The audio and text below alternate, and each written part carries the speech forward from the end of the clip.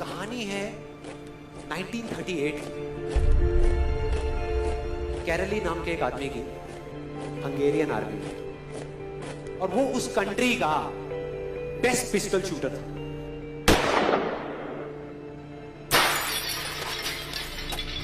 जितनी भी national championships हुई थी उस कंट्री में, उसको वो जीत चुका था। और सबको ऑलमोस्ट कंफर्म था कि 1940s में जो ओलंपिक्स होने वाले हैं उसमें गोल्ड मेडल केरली को ही मिलेगा। और उसने सालों से ट्रेनिंग करी थी। उसका एक ही सपना था, एक ही फोकस था कि मुझे अपने इस हाथ को दुनिया का बेस्ट शूटिंग हैंड बनाना है, बेस्ट बनाना है, बेस्ट बनाना है। और वो कामयाब हो गया, उसने बना लिया बेस्ट शूटिंग हैंड। सिर्फ 2 साल का फर्क था। 1938 में एक आर्मी का ट्रेनिंग कैंप चल रहा था। क्योंकि वो आर्मी में था तो एक एक्सीडेंट हो गया। उसके उसी हाथ में जिससे उसने गोल्ड मेडल जीतना था, उसमें एक हैंड ग्रेनेड फट गया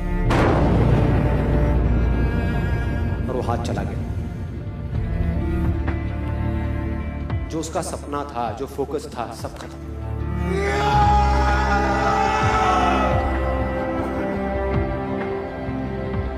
उसके पास 2 रास्ते थे। एक तो ये कि वो बाकी की पूरी जिंदगी रोता रहे और कहीं जा करके छुप जाए,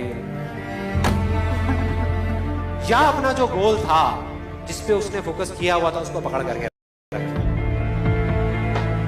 तो उसने फोकस किया उस पे नहीं जो चला गया था, जो उसके पास नहीं था। उसने फोकस किया उस पे जो उसके पास था।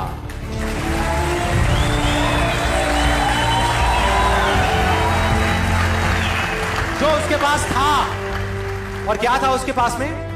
एक लेफ्ट हैंड, एक ऐसा हाथ जिससे वो लिख तक नहीं सकता था।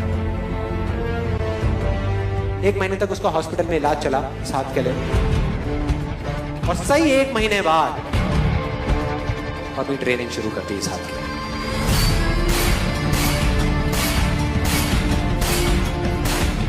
ट्रेनिंग के 1 साल बाद, मतलब कि 1939 में वो वापस आया। नेशनल चैंपियनशिप्स हो रही थी वहीं पे हंगरी में, और बाकी भी बहुत सारे पिस्टल शूटर्स थे वहां पर।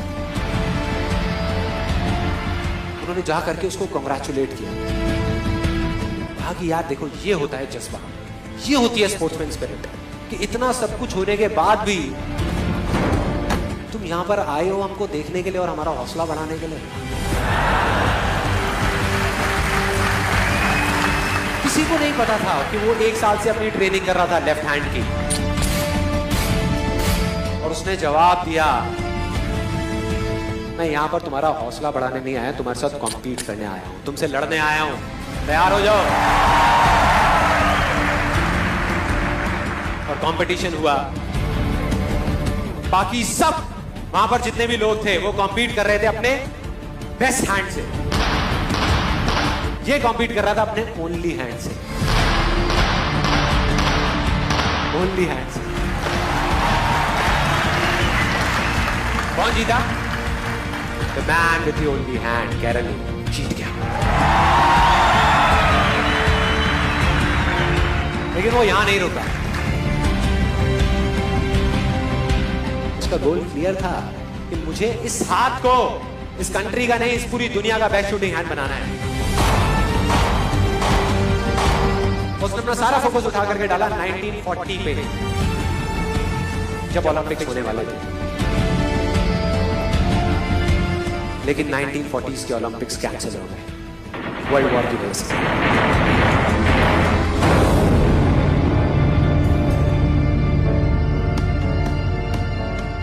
उसने अपना सारा फोकस उठा करके कहां डाल दिया?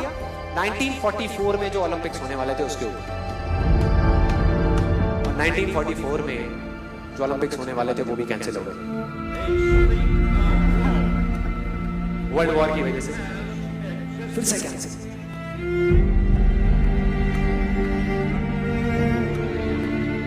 उसने अपना सारा फोकस उठा करके डाल दिया 1948 के ओलंपिक्स में।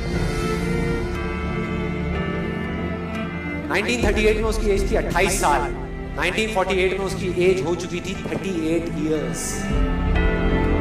और जो यंगर जो प्लेयर्स आते हैं निकल करके, उनसे कॉम्पीट करना मुश्किल होता चला जाता है। लेकिन मुश्किल नाम का ये वर्ड था ही नहीं उसकी डिक्शनरी में। वो गया, पूरे वर्ल्ड के बेस्ट शूटर्स आए हुए थे जो अपने बेस्ट हैंड से कॉम्पीट कर रहे थे, और ये अपने ओनली हैंड से कॉम्पीट कर रहा था। और कौन जीता? The man with the only hand.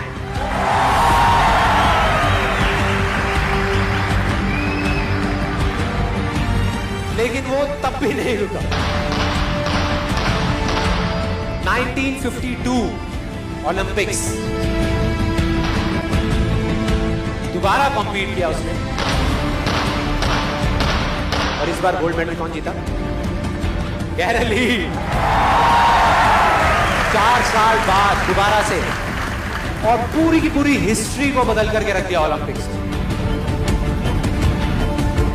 इस पर्टिकुलर कंपटीशन में उससे पहले किसी भी एथलीट ने लगातार 2 गोल्ड मेडल्स नहीं जीते।